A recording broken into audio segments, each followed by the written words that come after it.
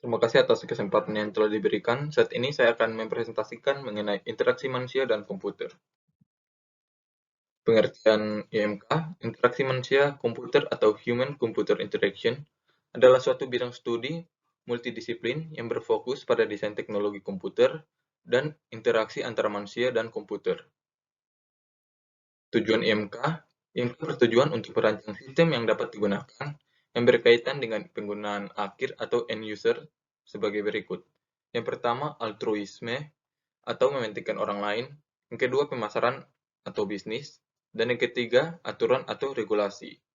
Selanjutnya, sistem aplikasi ideal.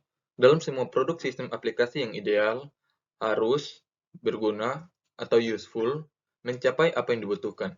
Dan yang kedua, dapat digunakan atau usable, mudah digunakan dan alami, tanpa bahaya, kesalahan, dan lain-lain. Dan yang ketiga, telah digunakan atau use, membuat orang ingin menggunakannya, menarik, menyenangkan, dan lain-lain. Selanjutnya, faktor-faktor dalam IMK. Yang pertama, manusia. Di dalam manusia terdapat 3 bagian. Yang pertama, sistem persepsi untuk menangani sensor stimulus dari dunia luar. Yang kedua, sistem motorik untuk menangani aksi. Dan yang ketiga, sistem kognitif untuk menghubungkan sistem persepsi dan sistem motorik.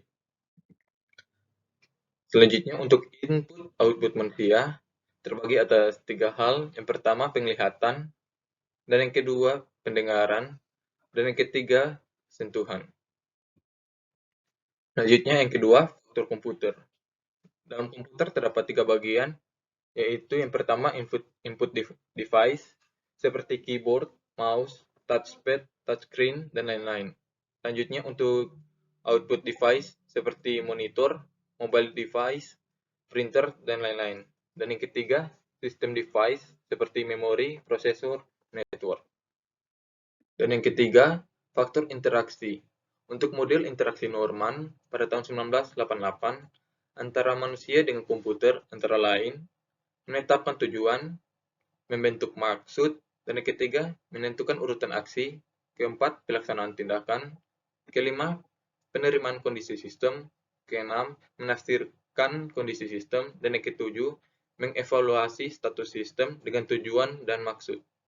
Selanjutnya, pengertian perancangan. Secara sederhana, perancangan adalah mencapai beberapa tujuan dalam batasan-batasan tertentu. Selanjutnya, dalam perancangan IMK, ada 3 hal utama. Yang pertama, tujuan atau goal. Yang kedua, kendala atau constraint. Dan yang ketiga, pertukaran kondisi atau trade-off. Selanjutnya, interaction design process. Untuk mengetahui apa yang diinginkan oleh pengguna, kita bisa lakukan dengan cara seperti interview. Setelah itu, dilakukan analisis seperti skenario dan task analisis. Selanjutnya, dilakukan desain. Lalu, untuk memastikan desain itu benar, maka dibuat prototipe, dilaksanakan, dan dievaluasi, kemudian dianalisis. Jika semua sudah terlaksana, maka dilakukan implement dan deploy. Selanjutnya, apa saja yang akan dirancang? Perancangan skenario, urutan kegiatan yang cukup fleksibel untuk menangani aksi dari user. Yang kedua, perancangan navigasi. Yang perlu diperhatikan adalah kemudahan untuk mencari dan untuk kembali ke langkah awal. Yang ketiga, perancangan user interface layout.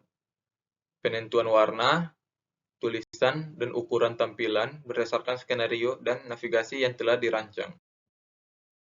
Sekian dari presentasi saya. Terima kasih.